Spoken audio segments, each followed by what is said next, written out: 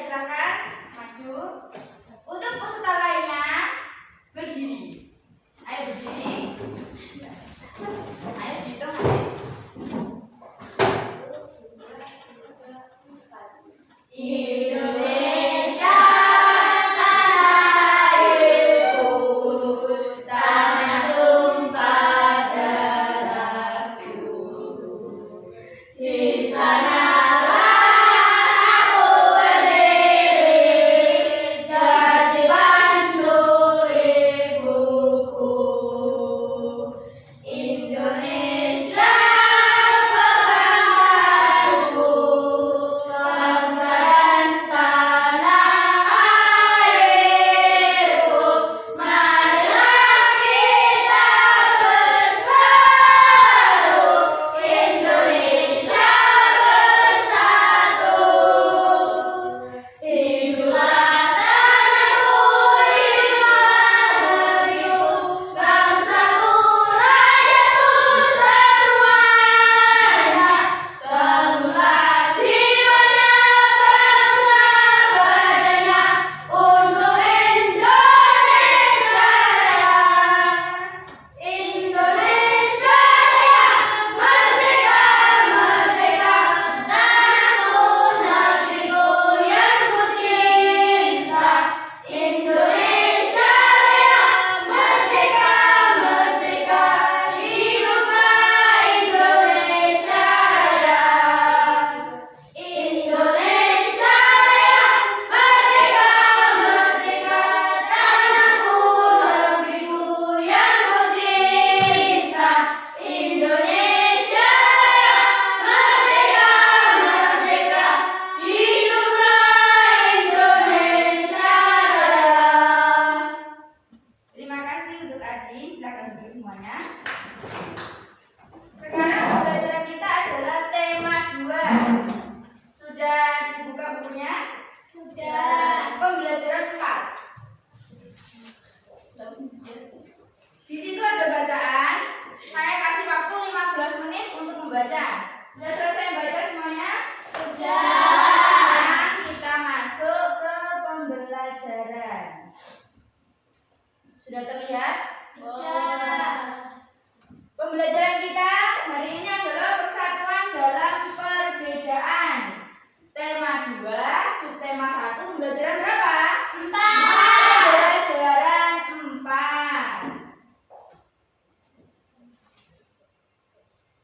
Nah, apa yang kalian ketahui tentang gambar di samping?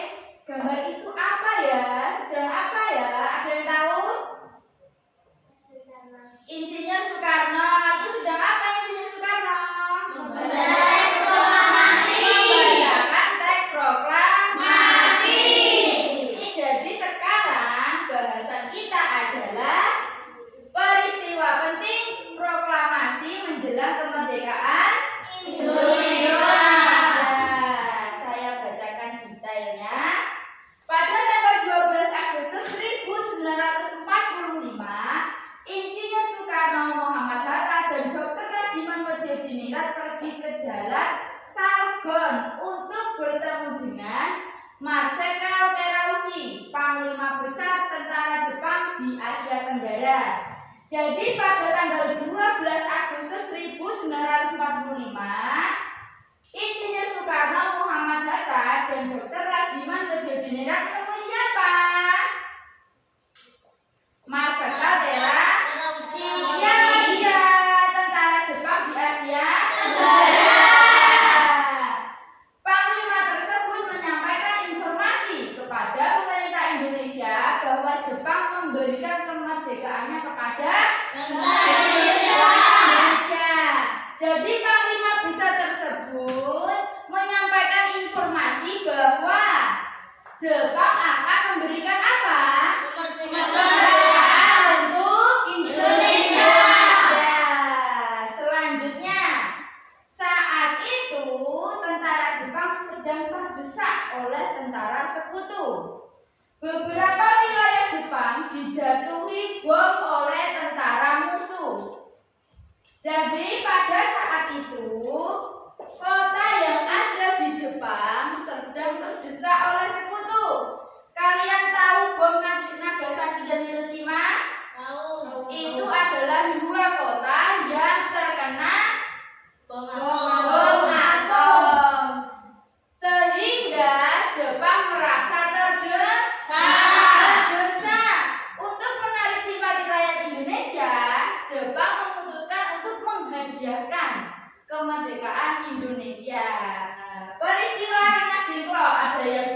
mendengar sebelumnya cerita ini?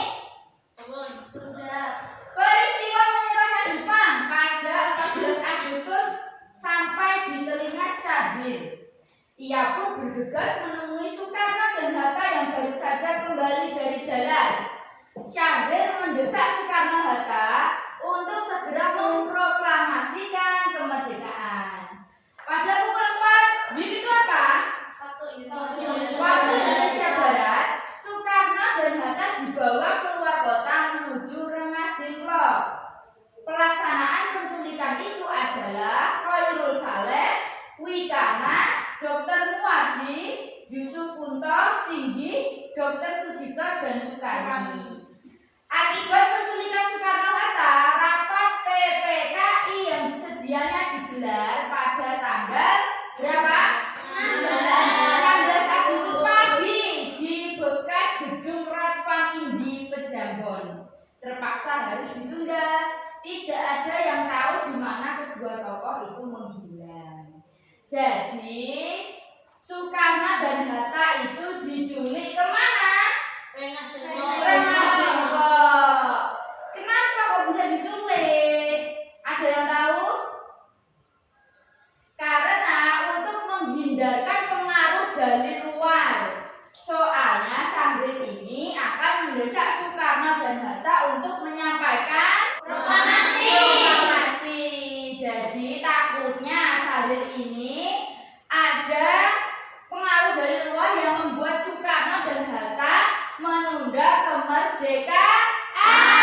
Makanya diculik, diasingkan.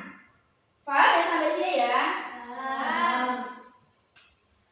Terus golongan muda mau membebaskan Soekarno-Hatta dengan syarat saat proklamasi harus segera diumumkan tanpa bantuan Jepang.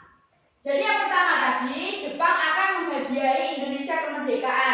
Tapi yang golongan muda tidak setuju. Golongan muda ingin Soekarno dan Hatta memproklamasikan tanpa bantuan Jepang. Subarjo pun menjanjikan proklamasi akan dilaksanakan pada 17 Agustus 1945 pagi. Jadi golongan-golongan sing enom-enom iku ora setuju. Mau aku lihat proklamasi dibantu Jepang, mau aku.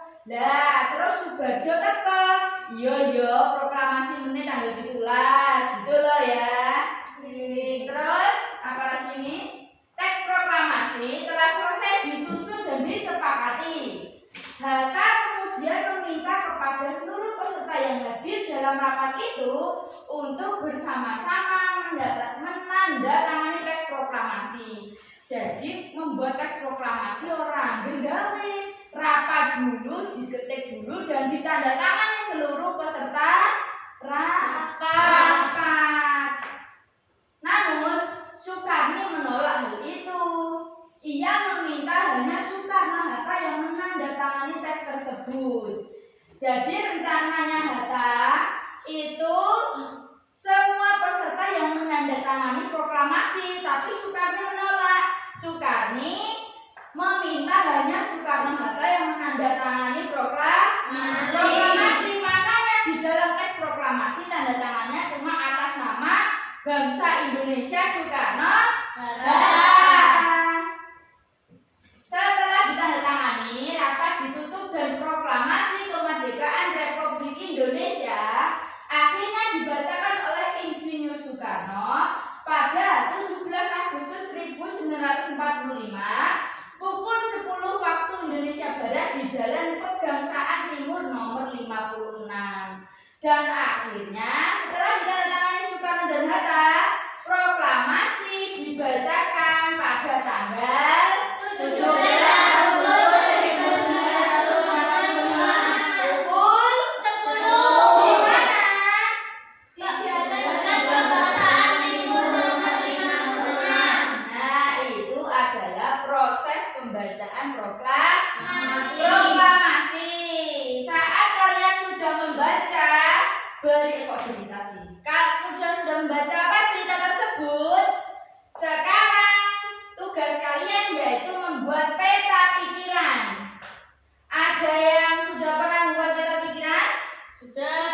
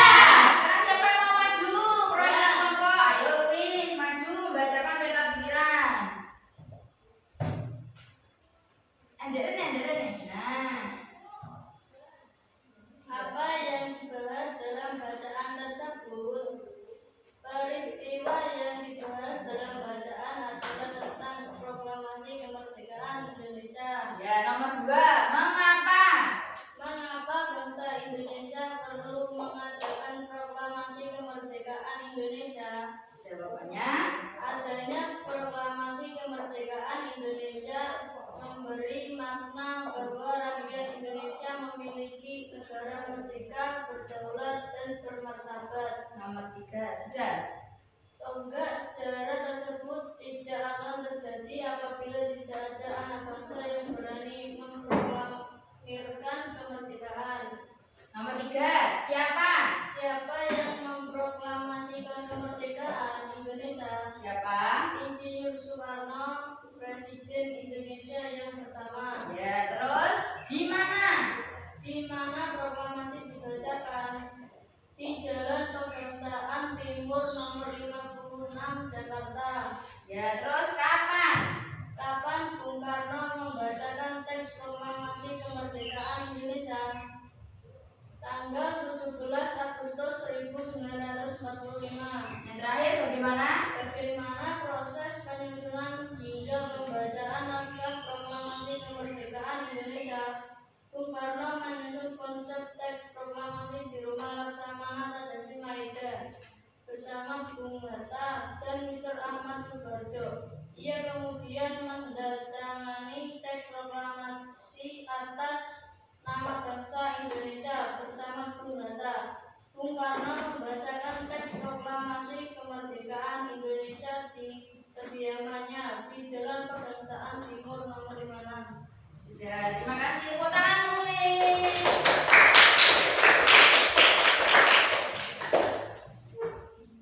Nah, kalian tahu permainan apa ini?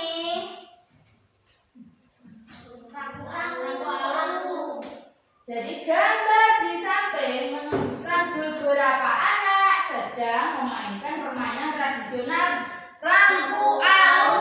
Di sini ada yang pernah memainkan alat itu? Permainan itu? Nggak ada ya di sini ya.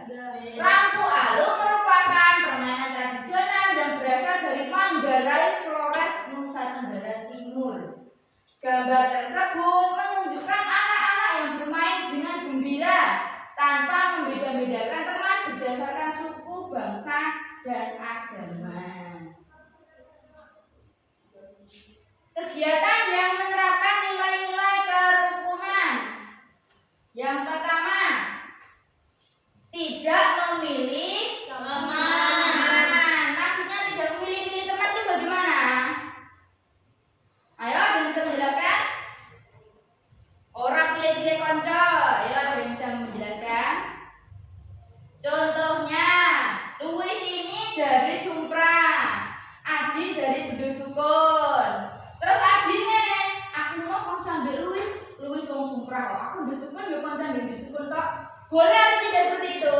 Tidak boleh. Candu Sukun yo konco ambil Cah Sumpra, yo koncoan karo Cah Selahar. Jadi tidak membeda-bedakan teman. Yang kedua, menjenguk teman yang sakit meski berbeda agama, suku, dan budaya. Menjenguk teman yang sakit. Kalau misalnya ini ya, Fadil loro watuk wis seminggu. Apa yang dilakukan teman-temannya? Menjenguk. Jenenge, "Mau Fadil omahe kono adoh. Aku ya mau jenguk. Kaduan aku rasa-rasa." Tidak boleh seperti itu ya. Kalau menjenguk teman tidak boleh pandang-pandang sing omahe cara dijenguk. Sing omahe adoh jano cek loro enggak boleh. Kalau misalnya kamu punya teman yang beda agama, misalnya kamu kan agamanya Islam, kamu punya teman yang agama Kristen, terus temanmu sakit, kamu harus datang menjenguk, menguatkan, cepat sembuh ya. Itu sudah seneng temanmu. Ojo kok lapor aku sama nyambang wong Kristen. Oh, nggak boleh seperti itu ya. Sama saja. Terus yang ketiga, tidak mengganggu teman yang berbeda agama ketika beribadah.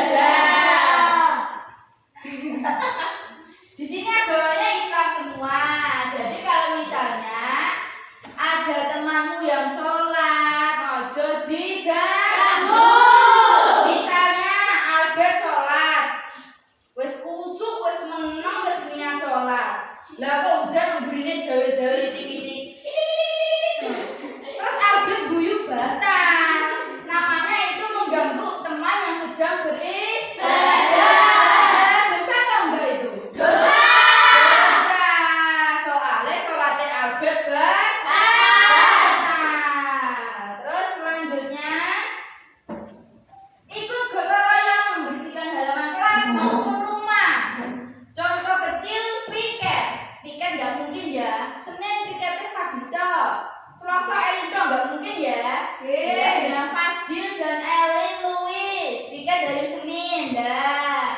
Itu yang piket siapa? Ya bertiga.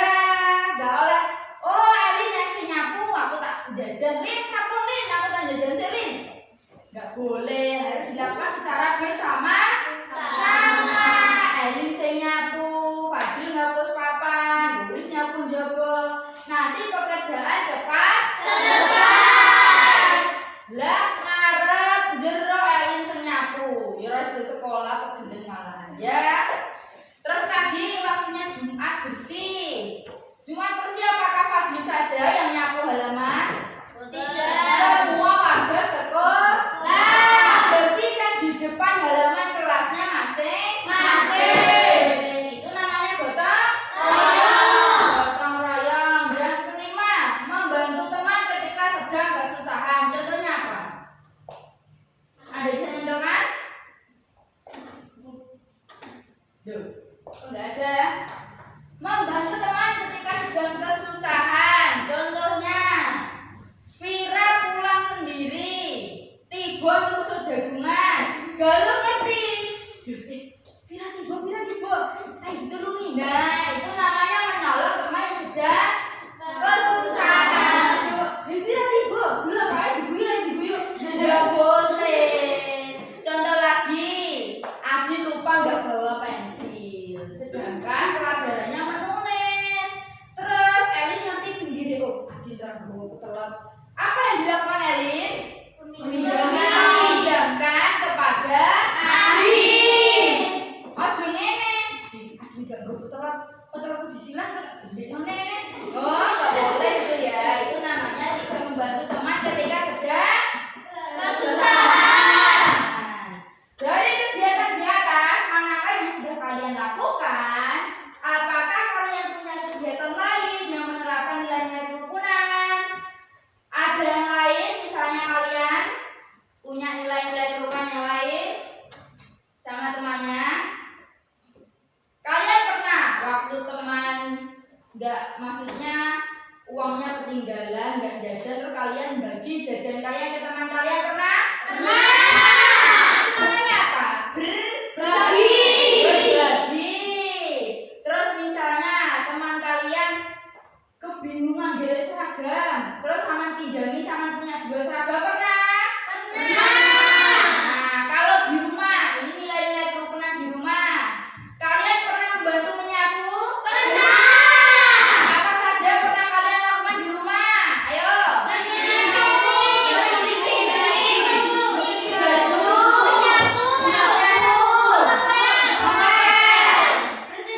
Bersih kamar. Teman-teman. Berarti kalian sudah menerapkan nilai-nilai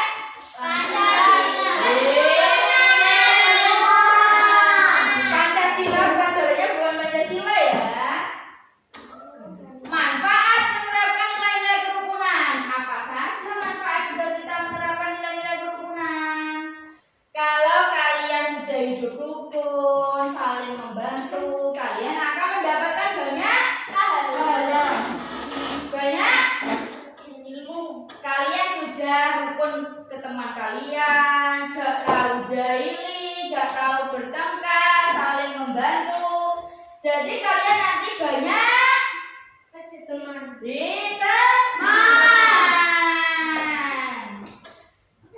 Memiliki banyak teman. Oh, Fadil ini orang Jawa. Aku gak jajan di KI. Aku tak konjang Fadil ae. Kuliahnya melok-melok. Yo Fadil kok apian mbak aku dah. Jadi manfaat yang pertama yaitu memiliki banyak teman. Nah, coba kalian wes jarakan, wes nakalan, medit, sapa sing arep gelem ngaco? Ada yang mau temenan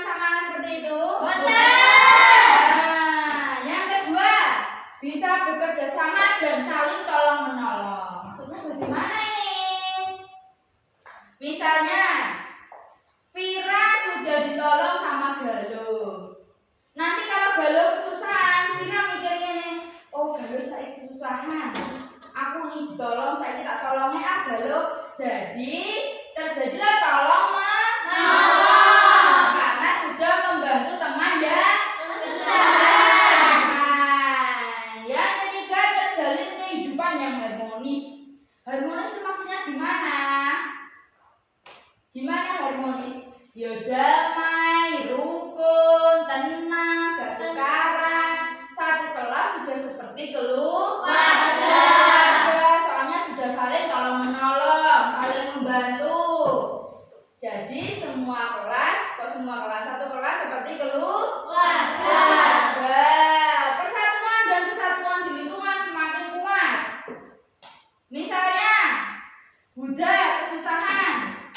Aduh, aku rasa bayar sekolah, aku tak bisa pengen sekolah. Teman-temannya tahu, engkau kalian urunan bantu Buddha buat bayar sekolah. Itu namanya persatuannya semakin kuat. Tapi jangan disalahartikan. Misalnya Louis gelut di kelas 5. Gelut. Louis loro terluka. Sak kelasnya, ayo. Louis dibilang ayo sak kelas metu kabeh bela Louis di kelas 5. Jangan, itu salah. Persatuan bukan untuk kejelekan. Tawuran di kelas 5 perkara bela Louis itu tidak boleh. Persatuannya harus dalam hal-hal yang baik. Apakah kamu sudah menerapkan sikap persatuan dan kesatuan? Sudah.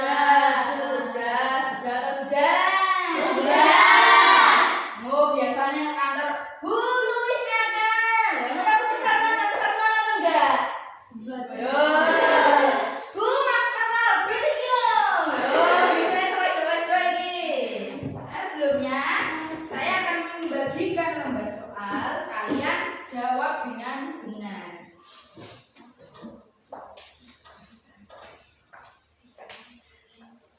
Diisi nama, kelas, nomor absen.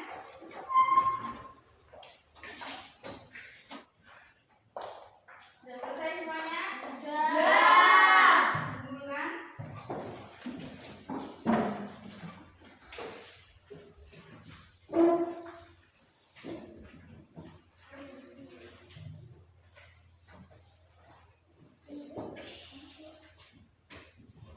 Silakan duduk. Nanti kita main.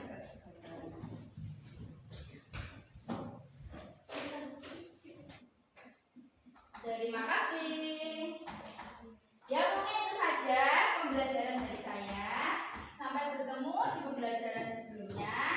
Saya ucapkan terima kasih. Silakan kalian dipimpin berdoa terlebih dahulu.